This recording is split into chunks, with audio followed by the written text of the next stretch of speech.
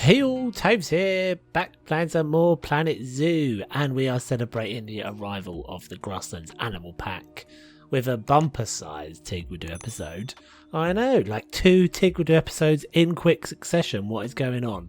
So you'll have seen from the thumbnail, this one is going to be mostly around the armadillo, although I have done a bunch of work with the tours as well. So I've had something in the pipeline. Those of you that were have been on my Discord will have seen that ages and ages ago I created the idea of this like tour mechanic, like an audio tour that was voiced by Sir David Attenborough. So yeah, and then like as they always seems to happen, like I have an idea and then randomly much later on, because I take ages doing everything, Planet Zoo end up doing something that kind of fits to what I've already done. So yeah, I had this footage knocking around for ages. I built this building ages ago, and so I'm reusing it for that. I'm using the tours and this audio tour.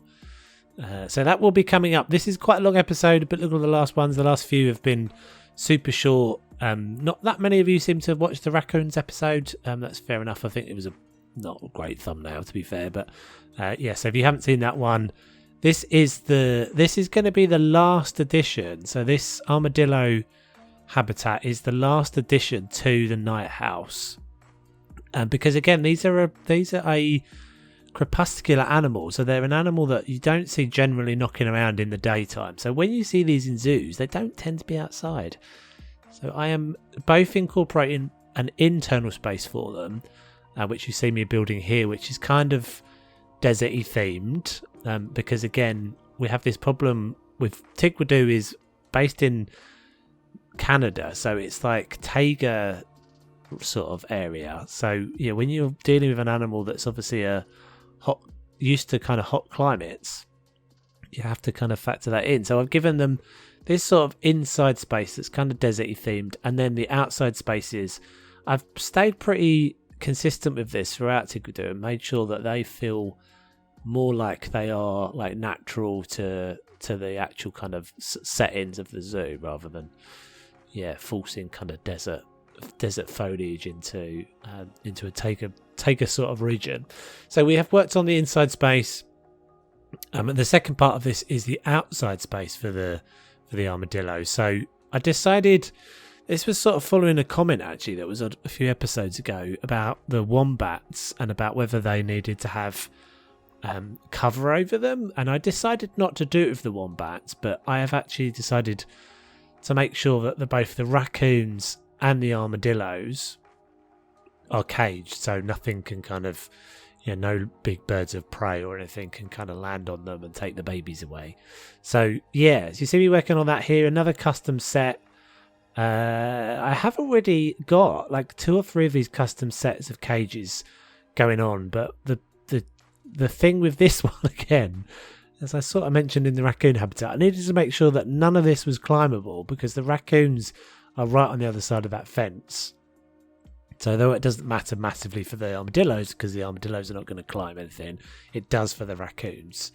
So it's quite a small outside space again, and as I've said before, my spaces are all pretty tight in Tiguidou. It's sort of one of the decisions I made a while ago, that I wanted to have it feel realistic. Again, these are a small animal, in terms of their sort of scale in the game, and then the requirements that they have. And maybe these are kind of like the ASA kind of guidelines, or AZA, or whatever it is, the zoo guidelines.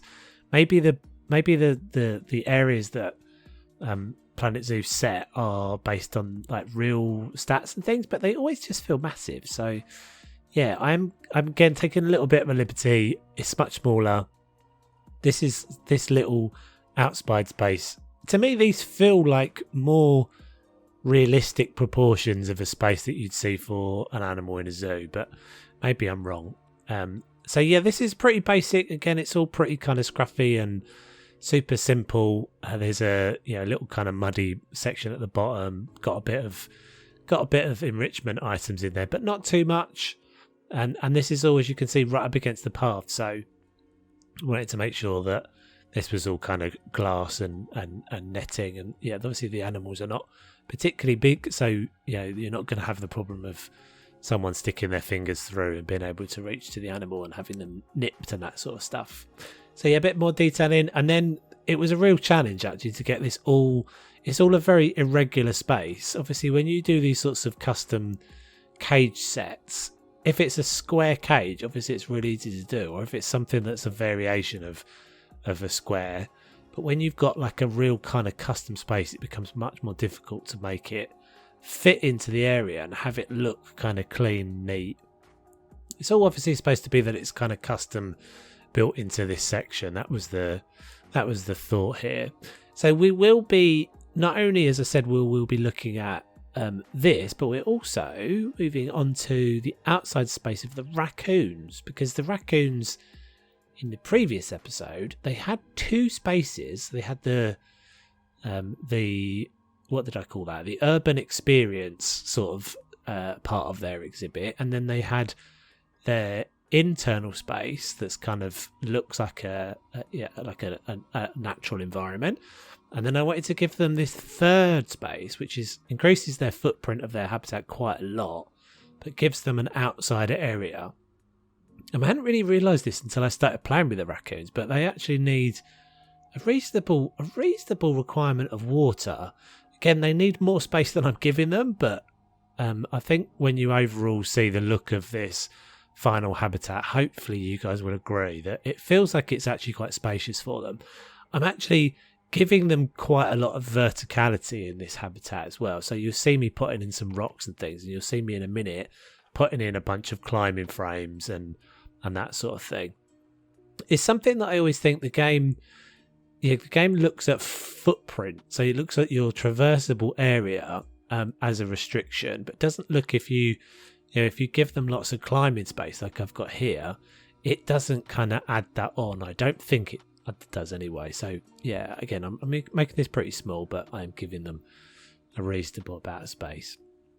I also didn't really realise that they need they have a swimming requirement as well. To be honest, I didn't even realise before I started playing with them in Planet Zoo that raccoons swim. So gave them these two kind of smaller water areas, again kind of largely just as a feature, really, just as a point of interest. It's one of those things that when you're building habitats and how do you kind of make them look different and interesting. So this one has got this lower pool and then this like interim middle pool. It's a bit difficult to see all of this actually, that you'll see more again as we do the real-time tour, but I'm reusing that building set and you see me kind of taking out the fences and stuff. So one of the things I kind of wish that I had done maybe differently with this habitat is I was trying to I think I could have played around with the idea of having glass barrier just at the water level, and then above that being the glass pieces, because I don't know if you guys have noticed this, but there is a difference in the clarity or the amount of clear, the sort of clear view through the glass versus a habitat barrier glass, if that makes sense. It's much clearer looking through the placeable glass pieces than it is looking through the habitat barriers. So I might change that at some point in the future. So there's a big jump forward there. You can see a bunch of new climbing frames. You can see some enrichment items. You can see some little bridges and things in there. And then I've just finished off by putting the top over it. And we have rapidly jumped on to there's been an area, this was ages ago, I cleared this area, but right back at sort of towards the entrance was a space, you saw me clear it there just very quickly, was an area that I had left as like a building site, and it had always been intended to be somewhere where I would have audio tours. And so I actually built this building a while ago, and that's why this is probably, if you look particularly closely, you'll see that this footage has actually been recorded quite a lot longer ago than even the raccoons or even the night house existed, and I haven't really found an episode to put it in till now. And then as I said, it was supposed to always be an audio tour.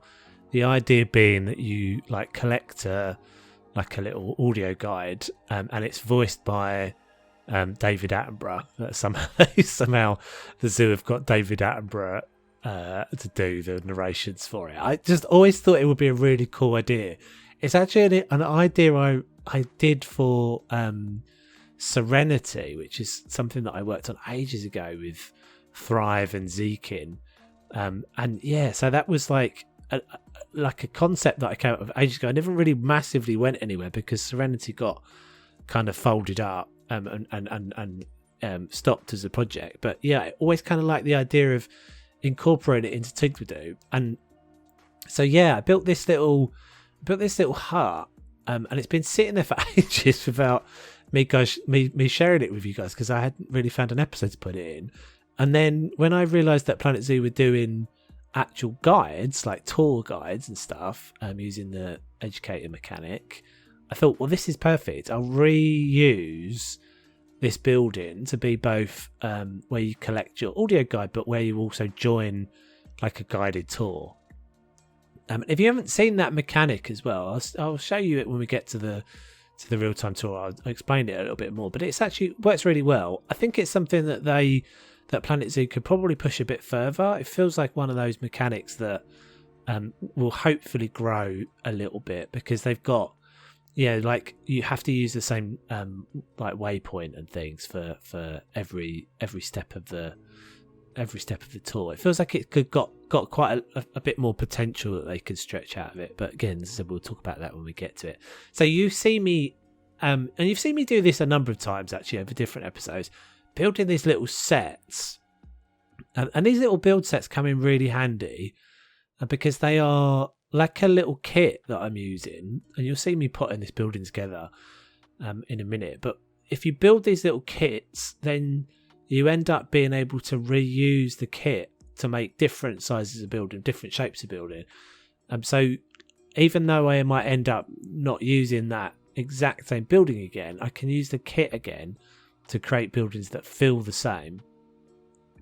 So what I did actually in this one, this is a little bit confusing because you can see a few different things going on, but you can see me assembling this building. I did a little test one there and then decided that was a bit too small. So yeah, you can see me picking the bits that I've assembled into the set, and as long as I keep the mud pillar there, everything stays on the same grid. I appreciate this is probably moving around a little bit fast, but yeah, and I eventually, it's not something I plan to do yet, but I will eventually upload the build kits to the Steam Workshop so that you guys can use them as well should you choose to make your own buildings. I think I've got like 3 or 4 now for Tiguidou, and Zimba has a couple as well.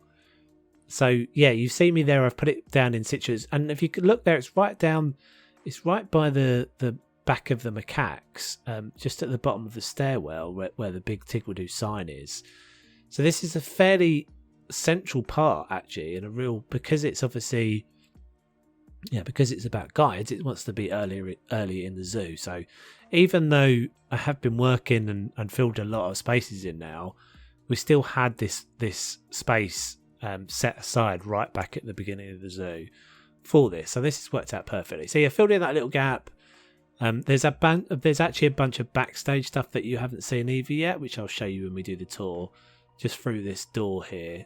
And a lot of these little kind of bits have all been stitched together now. So you can see that door on the right hand side there is an implied door that goes into the internal space of the Japanese macaques, or one of the internal spaces of the Japanese macaques.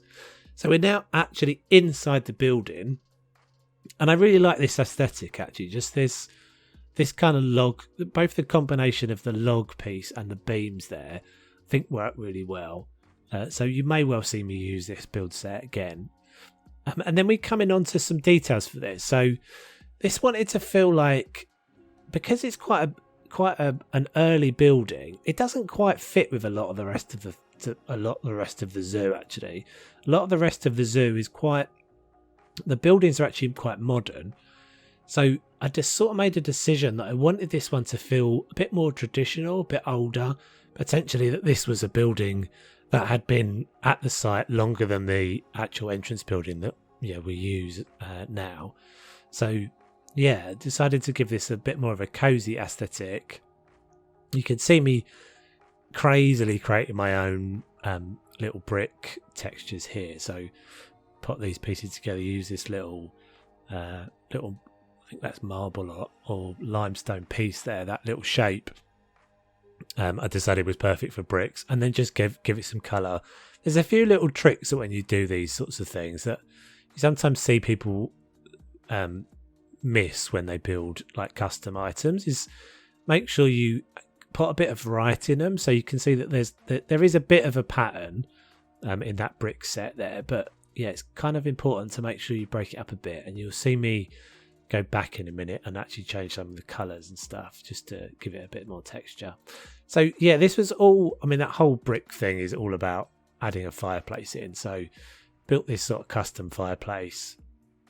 Again, I decided this little item from the European pack was critical and must be used over and over and over again. So yeah, just a little detail really. Decided to make this little fireplace, little custom fireplace, give it like a little implied chimney and stuff. And yeah, I think I actually built this twice. I did build this twice because I ended up with losing some footage here. So that sort of mantelpiece there is slightly different to the one I end up using, which is, I think the one I end up using actually is better. And this is real like indication of my creative process here, because there's no planning in this, right? So I decided what would be cool is to create a fireplace. Like my creative juices at this stage are fully flown, fully firing. And then I think, well, yeah, but you got to have a fire guard. You got to have some sort of way of protecting guests from getting burned here. So this is what this is. I'm going to create a little hearth and stuff. You might have just seen a little glimpse there. I was really annoyed. So I did actually create, you'll see this again when we do the real-time tour, but you might see it in a second, but I created some pixel art for this. This is the first time I've done this in the game. It's something that people have done, a number of different people have done over the course of Planet Zoo, but I created a pixel art picture of David Attenborough. That's on this wall just to our right hand side. Frustratingly not getting to see it, but you'll see it properly when we do the tour. You'll have to let me know what it looks like, how it's turned out. I think it came out all right, but I think it does the job. And then this jumps forward to like all this looks like the magic of editing. This looks like this is all seamlessly happened at the same time. This is like months later, because now we've got the tours, and so I'm adding a little custom tour sign. One of the things I'm not overly a fan of is the like lollipop signs that they give you for the tours, and you kind of have to have them, and they're difficult to hide.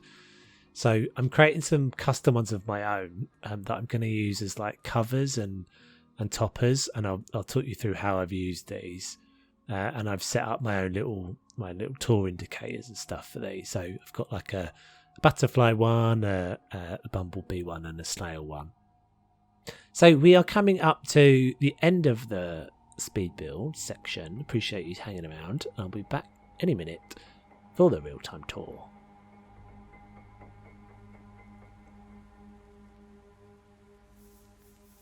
Right, welcome back, peeps. It's a beautiful day in the zoo. So we'll make our way down from the front entrance because, as you can see in front of you, here is that new building. It is our new tour building. In fact, let's see if we can get away with unpausing. There's no guests in the zoo at the moment, barring a few stragglers. So yeah, there's the view from the top of the steps. Oh, can we play unpaused? Hopefully we can play unpaused. It's definitely becoming more of a problem as the zoo gets bigger. So what I'll do is I'll take you inside this first of all, and then we'll do a little, take a little route through the backstage area there. So yeah, this is supposed to be, the idea is supposed to be, as I said, that it's audio tours and guides as well, so guides and tours. So there's David Attenborough. There's David Attenborough. We'll go in there in a second. But the idea is supposed to be that that you meet at these little the different insects. So this is your indicator as to where the bee tour starts. So there's the next bee indicator there, and there's another one kind of off that way. And or you can follow the butterfly route, or you can follow the snail route. The snail route goes around that way, and there you can see there's another little route there. So I have spread them through the zoo, and obviously there'll be more as we go. But let's go inside this building, and then we can say hello to David, and then meet the staff and things. So I'm really happy with the way this turned out. Old school fans of old school fans of mine will recognise this because I've reused this. So this is supposed to be the little desk where you collect your audio tour or your book on your guided tour, and then you get a tour, tune it in, you drop it back in there when you're finished. He's just hanging out there. So yeah, there's the pixel art. I think it's turned out pretty well. You'll have to let me know. Is it recognisable? If I hadn't told you that was David Attenborough, would you recognise that as David Attenborough? Hopefully you would. The fire is burning. As I said, I changed this fireplace a little bit, so that's actually a custom fire now. Oh, that's quite a nice little view. Look, you can see the dude's. That's quite a nice little accidental view. It's quite nice when you get those little accidental views in Planet Zoo. So yeah, you pick one of those off of there. So some of them are already out, as you can see. So let's go through and check out the little bit of backstage area. So I have nicked a couple of. Thank you, my friend. I've nicked a couple of little props and stuff from Shifty. So Shifty's, I've mentioned Shifty before, but Shifty's got some great backstage props and stuff. So that little desk, that little set you can see there, and the chair in the other room, and this bookcase and stuff.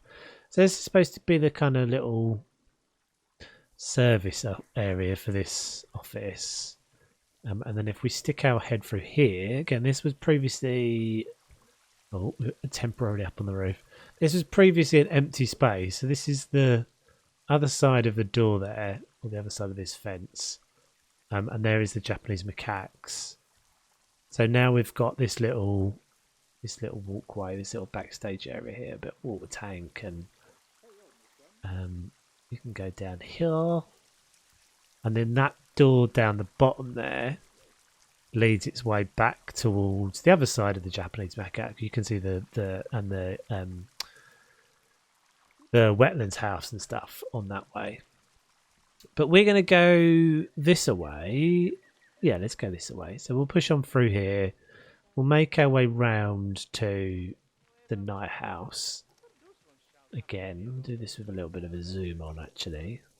So there's still loads of things to do. There's still like lots of little bits. This is probably actually getting to a point. I guess you guys haven't really seen me do a proper tour. Maybe I should do a bit of a Christmas tour. Let me know in the comments, guys, if you want to see me do a bit of a Christmas tour. I did actually spend some time in here the other day with the snow on, and it is very pretty, I have to say. It does look really cool in the snow. We've still got to finish the gift shop, actually. The gift shop's down there. But you can see there's a little tour post there.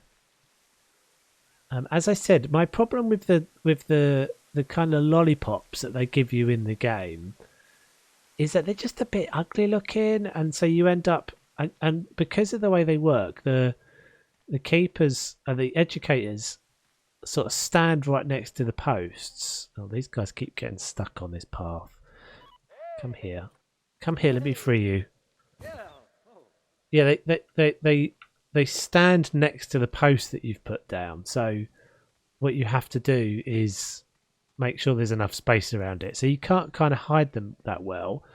So yeah, like there's one. You can see I've like literally incorporated the lollipop that comes with the game, and just given it a bit of a cover, so just a bit more interesting. I have to say, I do really, really like the fact that they've now started to incorporate more of the kind of interactive things like educators and stuff into it.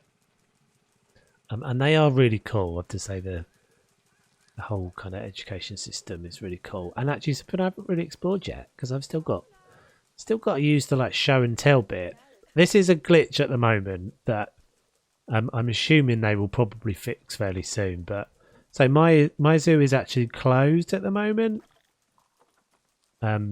So these guys shouldn't even be here, and they all look like they need to go. They all look like they need to go for a wee. I don't know if this is intentional. As I sort of said this in the speed build, but I suspect there is more to come from this touring mechanic, because at the moment there isn't even in education, there isn't even like a way of managing them.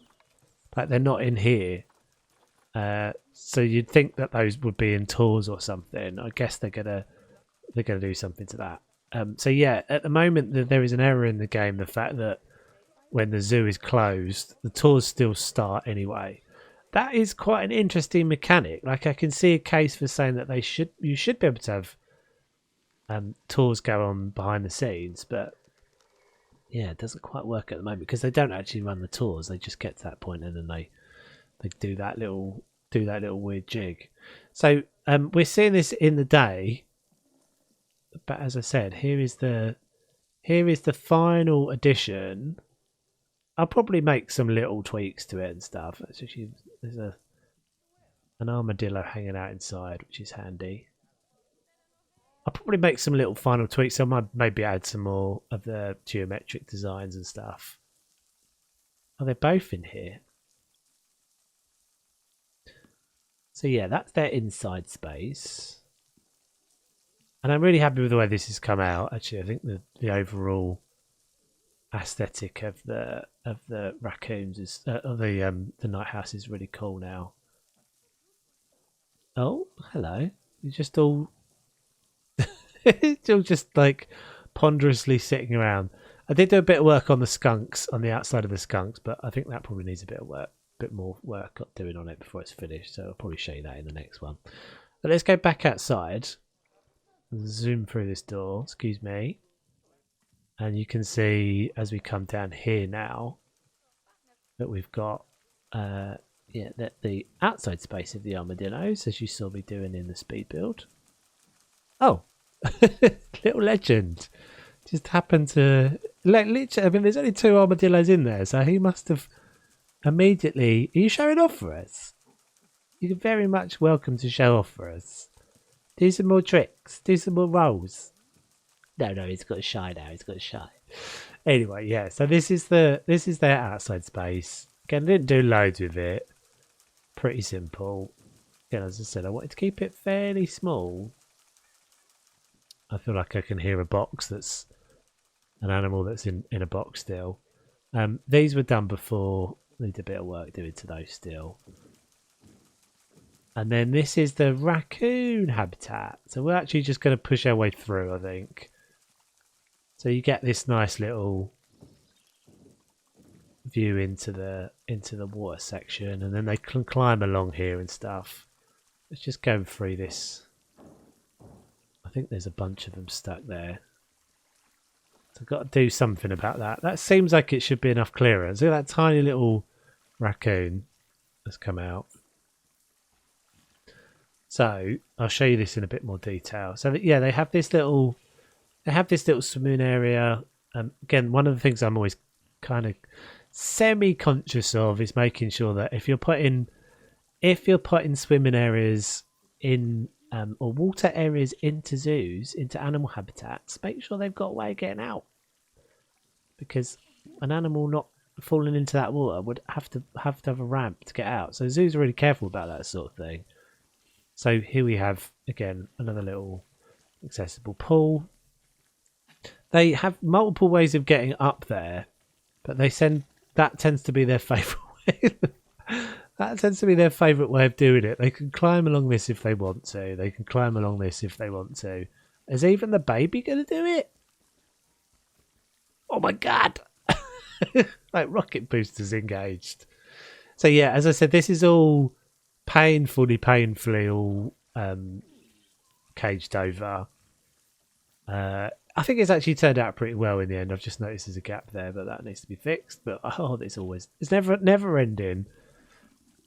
And then they have a bunch of little climbing spaces, a little, as I said, lots of little verticality bits. I haven't yet seen them really go up there very much, but they can climb all of it. One of the things, again, as I said, you have to be really careful when you're building structures like this with animals that can climb, that they don't end up being able to get onto the roof of it. I think I've managed that. And then they've just got like this little bit back here, which you would think, it's never finished. It's never finished. It's always a little bit that you've missed. There we go. In fact, let's go that way, and then we'll come back round there, just so I can show you this top section. So not a space that the keepers would be able to easily get into, but as you can see, that's the tunnel that takes them back inside into the internal area. Hello, lady. What are you doing up there? Would you mind not being up there? Let's jump down. So we've got a tiny little bit, and this brings us back round to the deers. So that's from ages ago, but all the deers are hanging out there.